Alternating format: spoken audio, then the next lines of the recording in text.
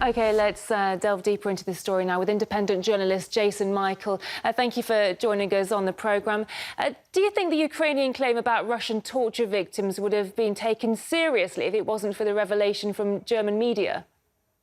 Well, absolutely, it would have done. You know, this image is the quintessential image of the Holocaust.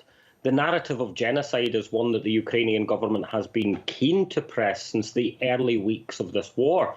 In Standpoint Zero, my own website, and a number of others, we debunked the claims made about Bucha, you know, very much creating the foundations of a narrative about a Russian perpetrated genocide. And of course, in the European imagination, when we look at images of gold fillings from teeth, we immediately think of Auschwitz and the extraction of teeth from dead bodies during the Holocaust after the gassing of Jews. This is a very clever image, and one that, you know, resonates with one of Europe's deepest fears. And of course, this war is very much the mobilization of ideas in the West against the East, against Russia in particular. So yes, if this had not been debunked, this was a very powerful image, and one that would want to convince a lot of viewers who wouldn't be otherwise looking to dig deeper into the story. What sort of reaction do you expect to the German media report from Kiev? Well, I imagine the reaction from Kiev will be very much the same as we got from Irpin and Bucha in the past. That essentially what we're looking at in Kiev is a propaganda machine that is willing to utilize and use information that works well on its behalf, and it's willing to ignore or go silent on that which is inconvenient. When Bucha became inconvenient, Kiev simply stopped talking about it, and the same was true for the Ghost of Kiev, for the servicemen on the Snake Island. When stories fail to serve the needs of the regime, those stories just quiet. Now, in this particular case, of course, a Ukrainian claim of war crimes turned out to be fake news, but that's thanks to the work of German journalists. Some other allegations from Kiev haven't been researched independently, though. So what's your take on that situation? Well, my take is quite simple, that, you know, we can't make any objective determination on any of these things until things have been thoroughly researched.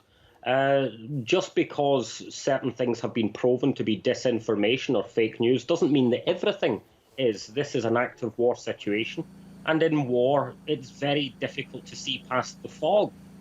So, yes, certainly when it comes to claims of genocide, the last people we should be relying on for confirmation of this claim of genocide are the likes of Joe Biden, the American president, European leaders. These are partisan parties. When we listen to Mr. Guterres, the Secretary General for the United Nations, he made it clear that the claim of genocide is one that has to be legally determined by a neutral investigation, and I think that has to happen as soon as possible. Yes, because just because we've exposed a number of pieces of disinformation doesn't mean that it's all not true. We don't know. The most important thing here is to have a clear investigation. Another story we've been covering today is the brutal crackdown on pro-Russian supporters in Ukraine, as Kiev calls them collaborators. Do you think that side of the story is getting enough independent media coverage? Independent media coverage, well, yes, certainly online. This is a fairly concerning piece of information. It's quite worrying to look at this piece of news, particularly considering that the definition of collaboration in Ukraine also covers little old ladies who've received aid packages from Russian service people. This is very worrying. The other thing is this war on the collaborators and the ongoing war on the ethnic Russians in eastern Ukraine really points towards what may actually be a real genocide. It's not being articulated in the West. It's certainly not in Ireland, certainly not in the United Kingdom.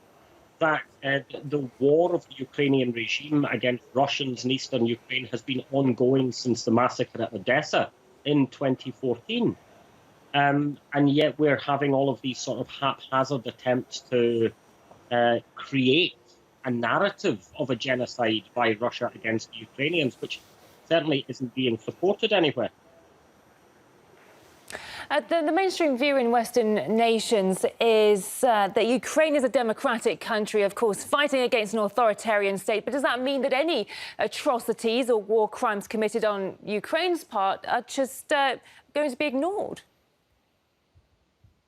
Well, this is the manufacture of consent, or the manufacture of News 101, covered since, I think, the 1970s by Noam Chomsky and others. Yes, inconvenient news is simply ignored. Only in the past few years are we really getting to grips with the Mai Tai massacre during the Vietnam War. In the past few years, the British government gave immunity to British soldiers who committed war crimes in Iraq and Afghanistan. What amounts to an atrocity, certainly in the face of public opinion, comes down to what news and governments decide to pay attention to. Atrocities committed by the Ukrainians will not be given any great focus in the Western media. Many thanks for talking to us today. I really appreciate your insight. Independent journalist Jason Michael, thank you.